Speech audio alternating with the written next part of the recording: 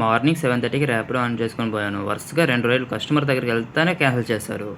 First ride cancel అయితే ఇలా కొట్టాలనిపిస్తుంది. అలా మనం కొట్టలేం కాబట్టి 150 మెసేజ్లు బాంబే పెట్టి వదిలేసిన. తప్పంటారా? నెక్స్ట్ రైడ్ 2 కిలోమీటర్స్ పికప్ అండి. Full traffic. మేడం అయితే 10 సార్లు ఫోన్ చేస్తున్నా, ఎగ్జామ్ టైం అయిపోతుంది త్వరగా రా అని. మేడంని పికప్ చేసుకొని ట్రాఫిక్ ఉన్న కింద మీద పడి మేడం అయితే ఎగ్జామ్ టైంకి డ్రాప్ చేసేసా. ఆ రైడ్కి 116 రూపాయలు అయితే మేడం 120 రూపాయలు ఇచ్చారు. ఫోన్ చేశారా?